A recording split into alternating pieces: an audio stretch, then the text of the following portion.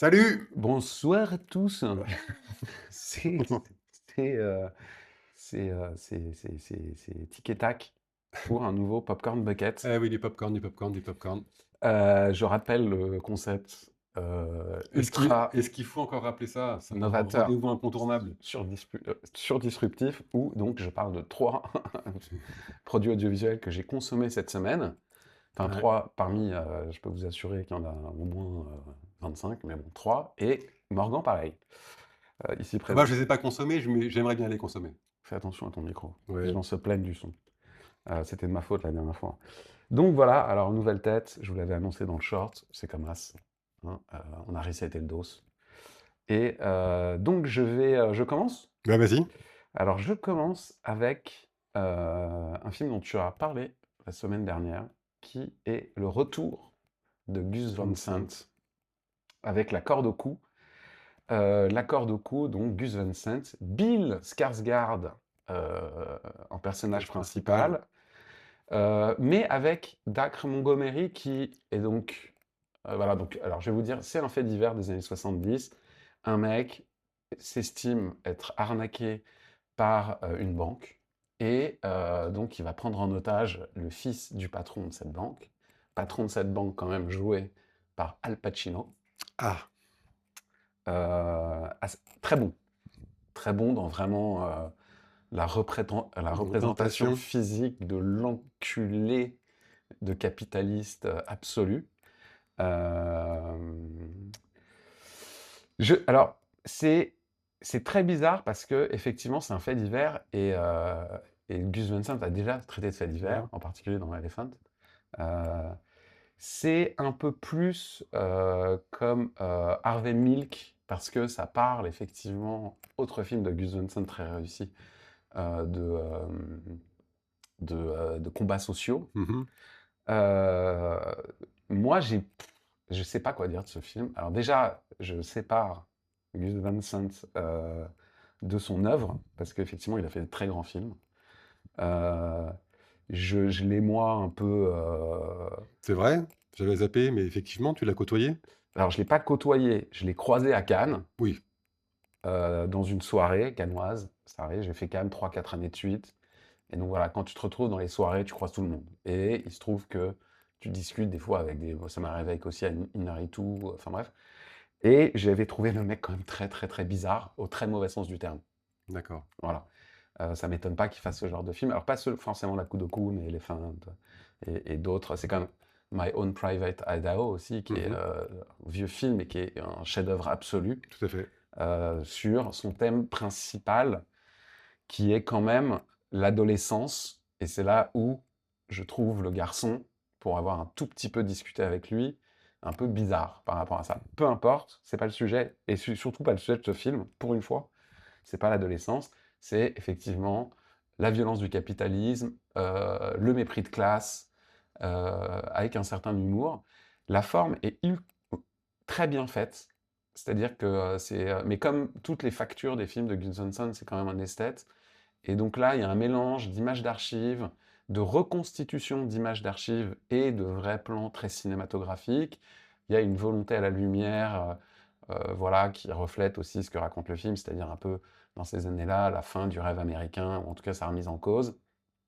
Euh, les deux comédiens, et j'insiste sur Dacre Montgomery, qui donc joue l'otage, Oui. euh, il est vraiment très très très très bon, très bon.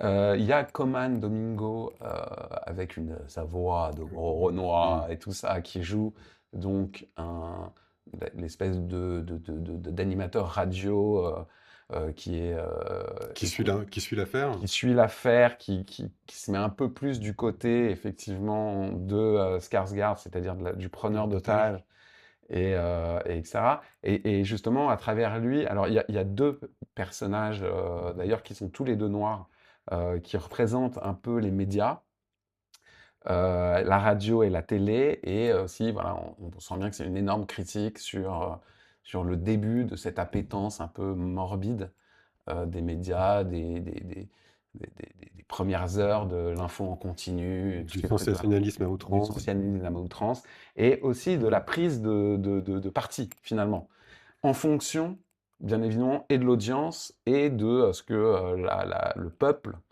euh, manifeste. Mmh. Parce qu'effectivement, comme ce type se sent lésé par des puissants, il y a toute une partie de la population qui va De son côté. être de son côté.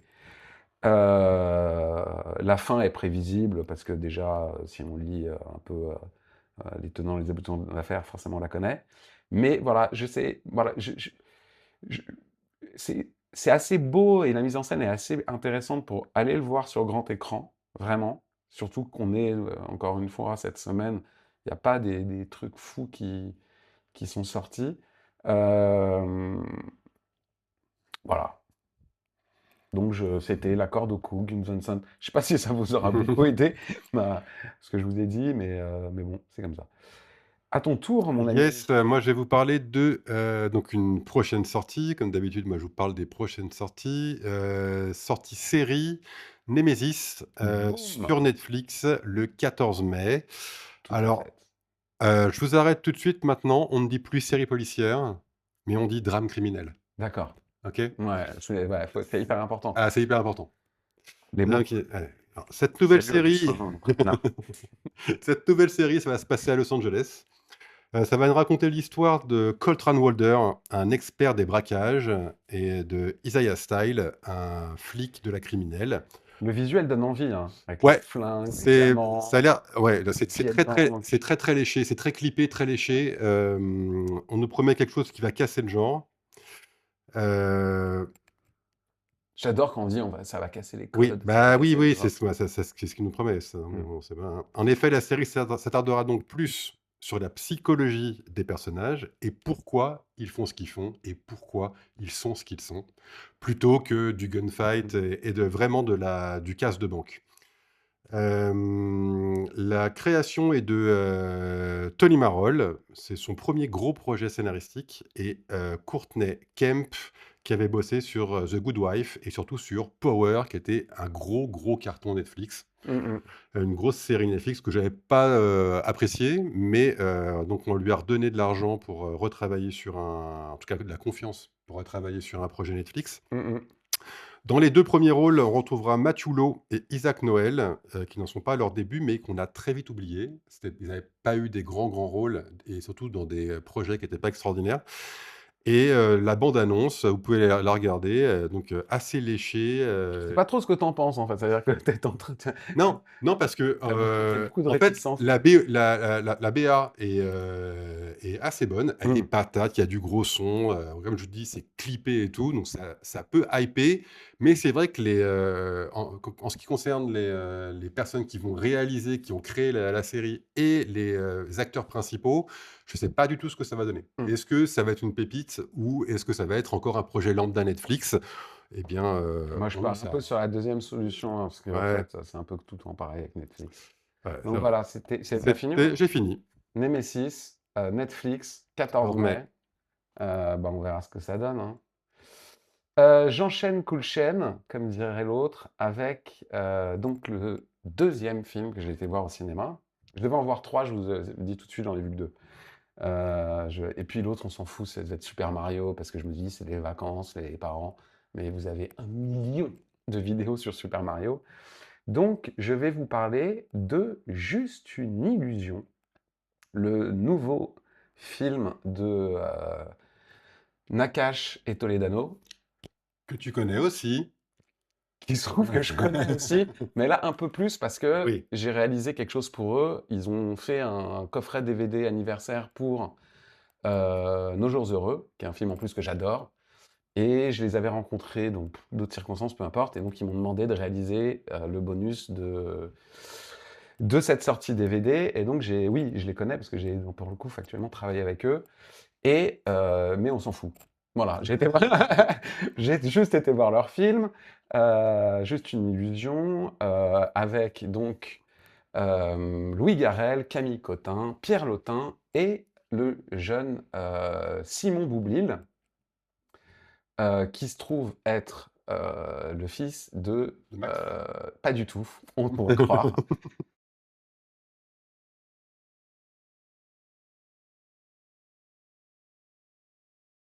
J'espère Euh, pour lui qu'il bénéficiera du talent de son père.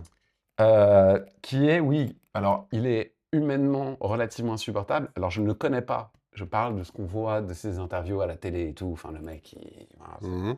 Très cérébral. très cérébral. Il l'est de moins en moins d'ailleurs, ça lui va mieux. Mais donc son fils, qui est très bon. Voilà. Effectivement, alors, je sais pas s'il a hérité du talent de son père ou pas, s'il a bossé ou rien. Très bon. Tout le monde est très bon. Pierre Lotin joue un espèce de gardien d'immeuble dans une banlieue, voilà, qui à l'époque, au début des années 80, commençait à être un peu défavorisé, mais pas tant que ça non plus. Mmh. Et donc voilà, donc c'est un film ultra nostalgique. Alors c'est leur film, c'est un film qui raconte leur vie, on va dire, certainement plus, alors je sais pas lequel, mais plus celle de l'un que de l'autre. Euh, et donc c'est toutes les bascules, c'est une histoire de bascule. Voilà. Après l'histoire, l'espèce d'énorme Ça bascule. package Ouais. nostalgique, où tu as tout, un peu comme dans le film dont on a parlé la semaine dernière, Police Police Rush 80, 80. Tu as la musique, tu as les fringues, tu as les émissions de les télé, coupes de genre cheveux. les coupes de cheveux, la valise RTL, tout ce que tu veux, tu as tout. Euh, et tu as toute cette histoire où effectivement c'est une époque de bascule. On Oui. sort. Enfin voilà, il y a eu les années 70. C'est le début du chômage de masse, c'est le début d'une certaine émancipation. Enfin, nous, de toute façon, c'est notre époque. Oui. On a baigné là-dedans complètement. Il y a des basculements sociaux, il y a voilà, il y a tout. Voilà. Donc, il raconte tout ça. Comme on a caché Toledano, Mmh. tout est très, très bien fait. Ouais. Tous les comédiens sont très, très bien dirigés, vraiment. Euh, Après, moi, j'ai l'impression, alors on en a parlé un peu avant, moi j'ai l'impression que c'est un peu la fin d'un cycle.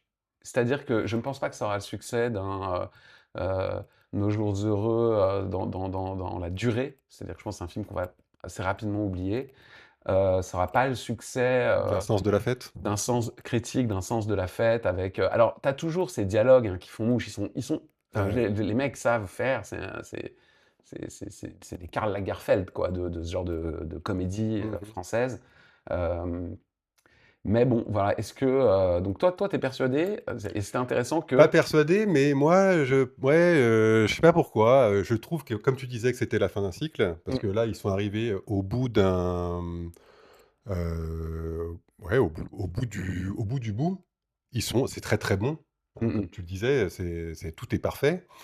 Moi, je sais pas pourquoi, je sens qu'un des 2 va faire un truc solo. mm, mm. Ça veut pas dire qu'ils vont se séparer, Toledano, alors, dans ces cas-là. peut-être, mais Je te le dis. je sais Pour pas les connaître pourquoi, un peu.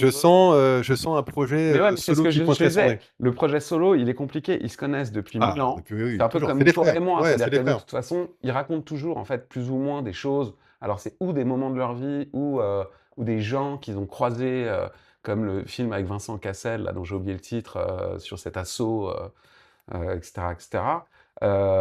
Et comme ils ont une vie qui est tellement imbriquée, et moi qui ai travaillé avec eux, donc alors vite fait une fois, mais bon quand même, c'est un bonus qui dure plus de 30 minutes, donc il y a eu quand même enfin, bref, ça a pris du temps. Ils ont des caractères ultra différents, ce qui se voit pas du tout en interview d'ailleurs, mais je peux vous assurer que c'est pas du tout les mêmes hommes. Et donc ils sont très complémentaires. Et donc voilà, moi je vois pas l'intérêt trop mais peut-être, hein, peut-être qu'il y en aura un qui voudra raconter un truc que l'autre veut pas raconter. On verra. Donc En tout cas, tu as kiffé le film. j'ai bien aimé le film. Ouais, maintenant je pense que ça aura pas le succès. Alors certainement pas dans l'intouchable parce que faire 19 millions c'est compliqué Mmh au mh. cinéma. Euh, Maintenant oui, j'ai bien aimé le film parce que ça m'a replongé dans des trucs qu'on a vécu quoi. En fait, Ouais. tu vois, l'espèce de vivre ensemble et tout, les engueulades des parents. Ils te font tout quoi. Mmh mh. Tu vois. Ouais, je vois. C'est un peu la nostalgie de la famille, la nostalgie de cette époque, la nostalgie aussi de l'esthétisme de cette époque. C'est la nostalgie de tout, en fait. Donc oui, quand tu as vécu ces années-là, tu es à fond dedans. Mmh. Maintenant, je ne sais pas si des jeunes, par exemple, qui avaient vachement adhéré à l'amour ouf, qui traitaient aussi de ces années-là, Oui. avec pareil la musique, etc., etc. Je ne sais pas si eux, là, les gens comme nous, qui sont concernés parce qu'on était enfants à cette époque, ou nos parents, qui étaient donc parents et pas grands-parents à cette époque, eux, ils vont adorer. Voilà, Mmh. tu vois, c'est le feel good, et c'est tellement bien fait, par rapport au cinéma français en général que bon, voilà. Maintenant, est-ce que des jeunes peuvent adhérer à ça? Heu, je sais pas, voilà. On Donc verra bref, je bien. vais arrêter de parler de ce film. Juste une illusion de, nos amis Nakache, Olivier Nakache et Eric Toledano. Toledano. Ça déjà quand je travaillais avec eux, je confondais tout le temps. Voilà, allez le voir, de toute façon, si vous voulez voir du français, oui, c'est évidemment le film qu'il Qu'il faut faut aller aller voir, voir, hein, cette bien semaine. sûr. À ton tour, mon Oui, amigo. et là, je vais vous parler d'un projet qui me parlait un peu plus. Je vais vous parler de Legends, qui sort sur Netflix le 7 mai. Boum! Donc, une histoire vraie, une des plus grosses enquêtes criminelles que le Royaume-Uni n'ait jamais connues. Les scénaristes ne s'en mettent plus à créer parce qu'ils reprennent, des choses qui existent déjà, hein, du vrai. On va chercher du vrai Ouais, pour après faire le de scénariste, ça sert pas juste à raconter une histoire, il sert aussi à la comment tu la oui, racontes, tu bien vois? entendu. Les arcs narratifs, les cliffhangers, les turning points, les twists, les plot twists, Ouais, toutes ces conneries-là. ouais, exactement. Enfin, mais qui font effectivement le fait que tu scotches ou pas devant quelque chose. Et tout à fait. Donc là, ça va nous parler d'une vaste opération de douane qui a eu lieu dans les années 90 et qui a vu une petite équipe de douaniers infiltrer les gangs les plus dangereux du pays. Donc vous l'aurez compris, la série s'appelle Legends parce que les fonctionnaires vont endosser de nouvelles identités, comme dans la série française Légende, Bureau des légendes, qui parlait déjà de ce système, Mmh, des espions français. mmh. Donc il y a plein de super acteurs au casting, il y en a vraiment beaucoup, donc j'ai vous pas fait une liste exhaustive, mais il y aura quand même Steve Coogan qui sera dans le prochain White Lotus, qui sera dans cette Mmh, série-là. Il y ouais. a Tom Burke qui sera dans la nouvelle série Blade Runner 2099 qui joue dans cette série.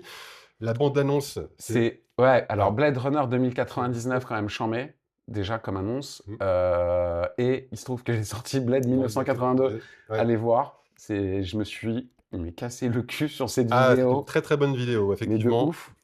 Donc si vous pouvez aller la voir, c'est bien, voilà. Donc, matez la bande annonce de Legends. Si vous aimez Prodigy, la bande annonce, c'est le Prodigy, Smash Ma Bitch Up. OK, C'est vraiment, bien foutu. donc ça va 8 être bien épisodes, vénère. ouais, 8 épisodes qui vont être à déguster. Beaucoup d'humour parce que c'est Des britannique. Anglais. Donc, et ils savent bien travailler les séries policières, hein. Mmh mh. On sait qu'ils ont, une patte qui ne tient qu'à eux, mais qui est vraiment très, très efficace. Ouais. Non, les séries anglaises, Ouais, ouais. il y a vraiment du déchet.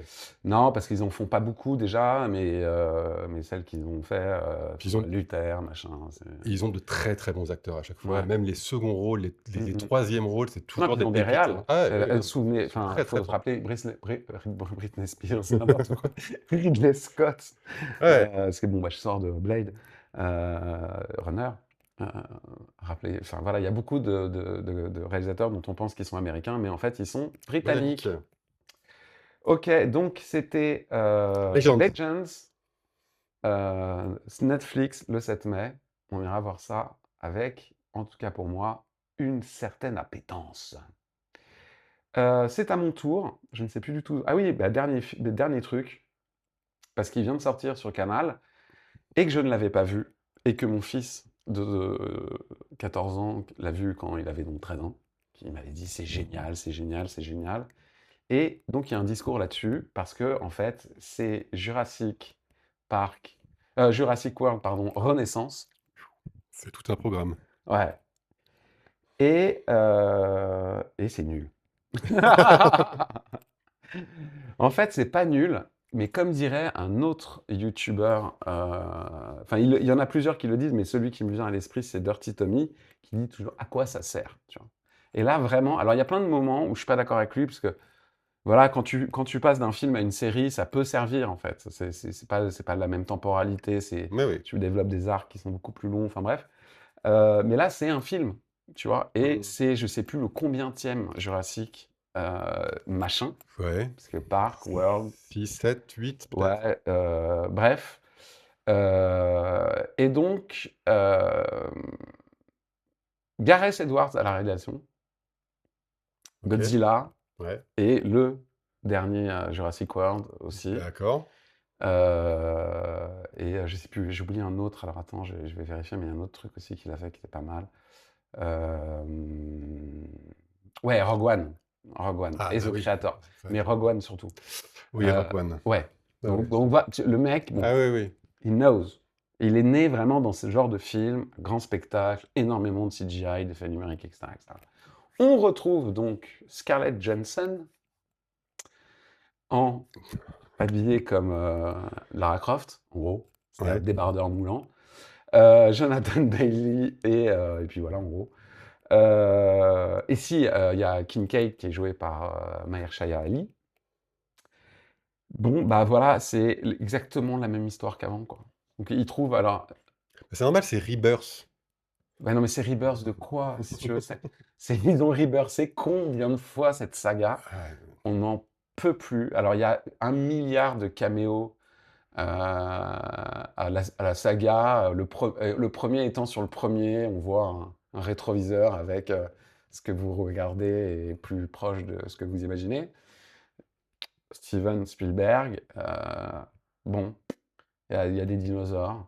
Euh, le scénario de départ paraît claqué au sol, c'est-à-dire qu'il y a une compagnie pharmaceutique avec un mec qui sent un petit peu pas bon, qui a besoin de l'ADN des 3 plus gros dinosaures maritimes, terrestres et aériens pour soigner la planète entière.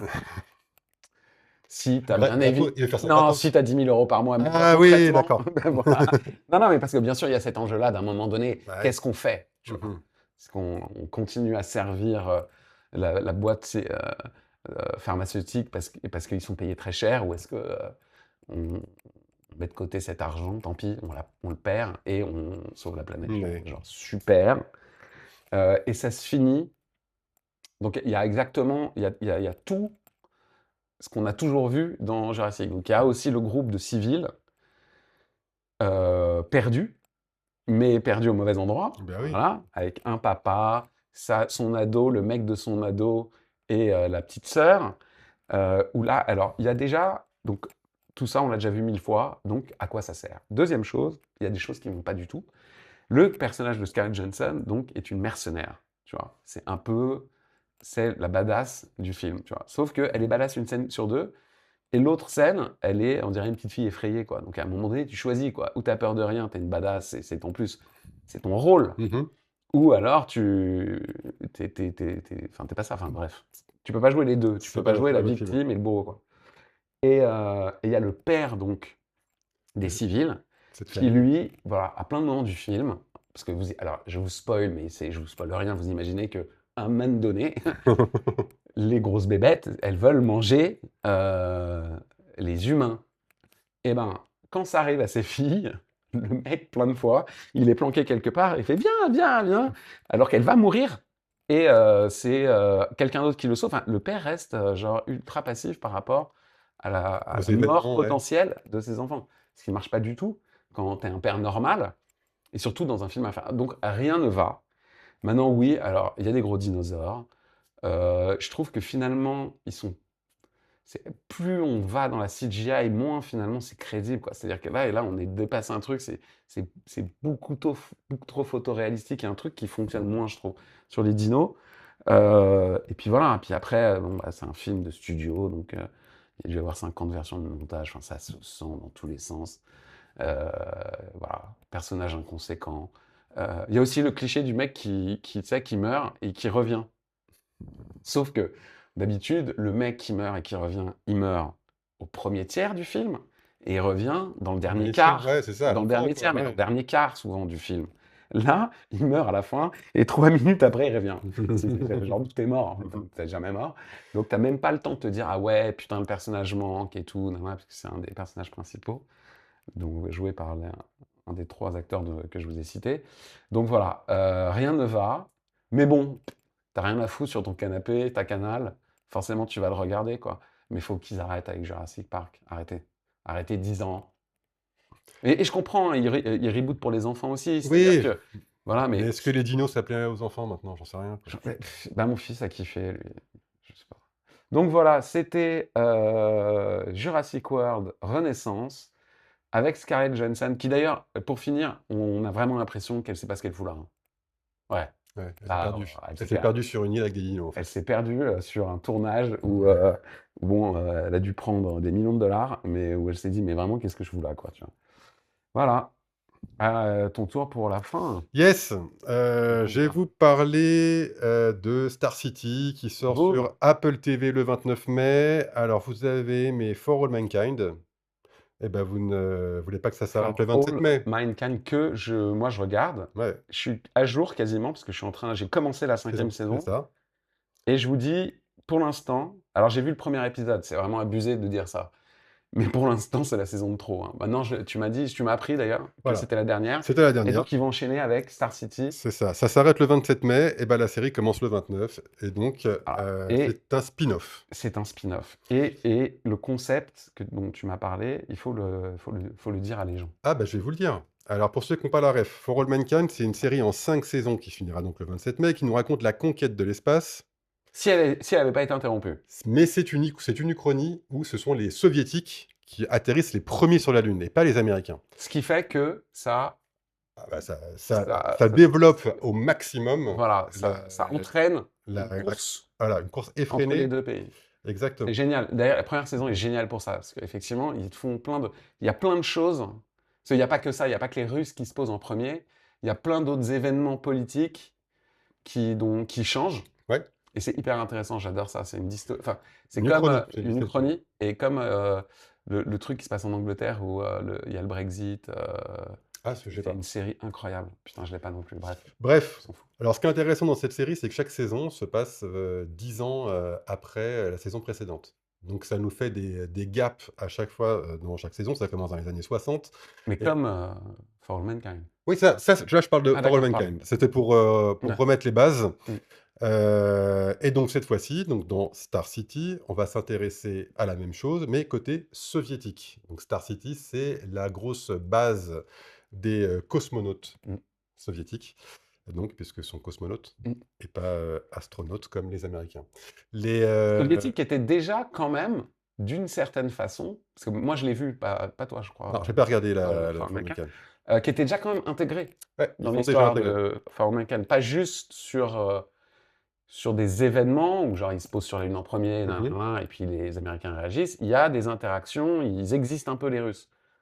Oui, ah oui, ils existent, mais là, ils existeront beaucoup, Oui, c'est leur de côté. leur côté. Alors un casting de Maboul pour incarner les persos, je vous passe les détails, mais derrière le rideau de fer, on va nous montrer comment ça se passe, donc dans la cité des étoiles. On retrouvera la Qui est le production, nom de Cap Canaveral pour les Russes. c'est exactement. On retrouvera les mêmes équipes de production et à la réalisation, production et réal, que la première série. Mm. Et par contre, ce qu'on ne sait pas, si cette série se focalisera que sur les années 60, si elle se limitera à 8 épisodes, ou 8 épisodes plutôt, et s'ils feront pas un épisode, tous les 10 ans.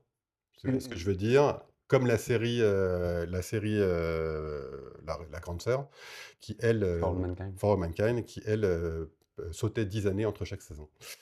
Ça sera sans doute une série à popcorniser parce que pour ceux qui ont, adoré, je sais qu'il y a une grosse fanbase sur, For All Mankind. Bah, For All Mankind, c'est assez. Alors, je suis en train, en même temps, parce que comme on sait jamais de quoi, on s'en parle juste avant de tourner, mais on sait jamais de quoi on parle. Chacun, on va parler. Donc, je regarde un peu le casting, parce que, en fait, si tu veux faire le pendant Oui, russe, comme il y a des personnages qui sont en interaction avec les Russes, ou tu les trappes de tes arcs narratifs, c'est pas grave, ou tu reprends tout le monde, tu reprends tout le monde. Sauf que les gens ont vieilli bien sûr, de 5 ans. de 5 ans, et voilà. Mais je vois que ils ont repris Priya Kansara, qui est très importante dans la dernière saison, puisqu'elle devient la CEO. Enfin bref, je vais pas spoiler, mais en fait, il y a plusieurs entités dans cette série, très vite, sur la course à l'espace. Mmh. Tu as une entité américaine, tu as une entité russe, et tu as une entité privée, américaine aussi, mais privée. SpaceX, quoi. C'est Space, exactement. Il y a SpaceX et donc cette comédienne dans la dernière saison, elle est à la NASA pendant des années et elle devient CEO de SpaceX dans la D'accord. série qui s'appelle pas du tout SpaceX, mais peu importe. Mais sinon, ouais, je suis pas sûr qu'ils reprennent tout le monde, donc ils vont, j'espère. C'est-à-dire que moi, on en a parlé, je pense que c'est une très très mauvaise idée parce que For All Mankind, même si de ce que je vois pour l'instant, ça risque d'être la saison de trop, la cinquième, c'est quand même une très très bonne série, avec une très très bonne idée, des très bons comédiens, des très bons metteurs en scène, tout ce que tu veux. et je vois pas, pour le coup, pour ceux qui ont adoré Au Fort Humain, je vois pas l'intérêt de faire la même chose du côté russe. Bah, en donner encore un peu. C'est ça, voilà. Money, money, money. Mmh. Bref. Donc on verra, hein, ça se trouve, on se trompe. C'est Apple TV quand même, hein. Bah et oui, oui, ils ont toujours de fortes ambitions et souvent ça se concrétise par de très, très bons résultats, Bah, ouais, il y a des trucs, et je crois c'est le dernier truc que j'ai regardé, c'est Chantage, je crois, avec, Ryan, Gosling, justement. peut-être. Heu, enfin bref, non, non, ils ont des non, avec Keanu Reeves, pardon. Ouais, ils ont de l'argent et ils le dépensent normalement correctement. Donc on verra, espérons qu'ils ne sont pas tombés dans le truc, d'en donner un peu plus pour prendre un peu plus également. Sinon, donc, on a fait le tour. Ça va être Exactement. la fin. Tabernakeliu, comme diraient les Belges. Euh, on va parler vite fait de la chaîne, parce que donc j'ai annoncé dans le dernier short, que sur cette forme-là, le Popcorn Bucket, normalement, allait s'arrêter. Voilà. Parce que moi, il faut que je me concentre un peu plus sur trouver du travail, du vrai, que les vidéos que j'ai sorties récemment, Blade Runner et Forrest Gump, ont vachement mieux marché que d'habitude, Mais ils t'ont pris m'ont pris beaucoup, beaucoup beaucoup plus plus de de temps. temps. Parce qu'avant, je faisais un peu tout de mémoire. J'allais chercher deux, trois noms, je balançais le texte. Là, il faut que j'aille. Il y a beaucoup plus de recherche et donc beaucoup plus de travail d'écriture et plus de montage parce que c'est deux fois plus long. Donc, j'avais décidé ça, sauf que Laure, qui est la seule, unique VIP Forever de la chaîne, a dit que ça la faisait un peu, enfin, que trouvait ça dommage. Bah donc on va continuer. Merci Voilà. Laure. Voilà, on va continuer le Popcorn Bucket tant qu'elle n'est pas fed up par notre espèce de jeu bizarre à deux. Donc là, comme je vous l'ai dit, en revanche, la cuisine va s'arrêter parce que c'est trop dur de trouver des gens en programmation. C'est-à-dire qu'en fait, la programmation en télé, c'est t'accordes les agendas des gens. Alors quand tu es une émission super puissante, C'est les gens accordent leur agenda pour ton émission. voilà, parce qu'ils ont un intérêt en termes de promo, de trucs, Mmh. de machin. C'est la même chose à la télé et avec les très gros youtubeurs.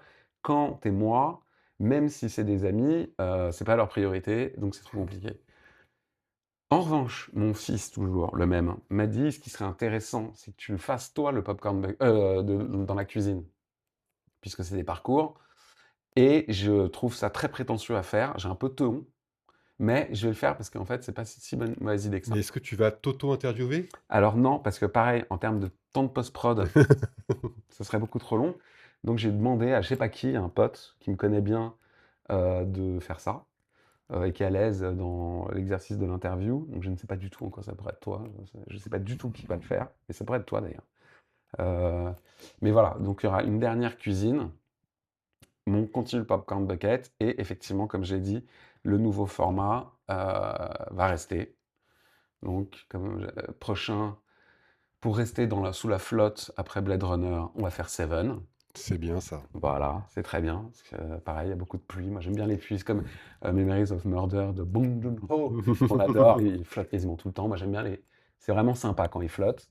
Et il y aura la fameuse vidéo sur Paul Thomas Anderson que j'ai fini, Enfin, l'Arlésienne, quoi. l'Arlésienne. Le mec en parle depuis 1000 ans. Là, j'en parle depuis 1000 ans, mais c'était compliqué à faire en Bah, fait. j'imagine. Tu vois, pour raconter vraiment. Parce que c'est un mec quand même qui, voilà, vous allez voir, c'est pas étonnant son parcours, parce que dès tout petit, déjà, son père travaillait à la télévision, bref. Je vous raconte tout ça, et je vous raconte pourquoi je déteste ce réalisateur, alors que j'adore tous ses films. Voilà. Donc j'espère que ça vous plaira. Encore merci pour ce qui se passe un peu sur la chaîne. J'espère que ça va continuer, parce que c'est surmotivant de prendre, voilà, des abos tous les jours, d'avoir. Et en plus des abos, le truc qui est le plus satisfaisant, très personnellement, c'est tous les commentaires qu'il peut y avoir sous les vidéos en ce Ouais, faut moment. pas hésiter à commenter, hein, Ça fait trop, trop plaisir. parce que quand tu auras 1 million d'abonnés, il pourra plus répondre. Bah, j'essaierai quand même. Non, mais sans déconner, mais maintenant, quand tu as 1 million d'abonnés, en fait, ou même 10 000 ou 15 000 ou 20 000, en fait, tu fais des lives après pour Oui. répondre aux gens. Ouais, C'est ouais. plus efficace. Voilà. Je vous embrasse. et on se retrouve, de toute façon, nous, on se retrouve la semaine prochaine, On hein, se vu qu'on retrouve la semaine continue prochaine, ouais. qu'on continue. Je sais vraiment pas ce que je vais aller voir au ciné, sans déconner. On vous embrasse tous et on vous souhaite, des bonnes vacances si vous êtes en vacances et une bonne semaine si vous commencez une semaine de travail.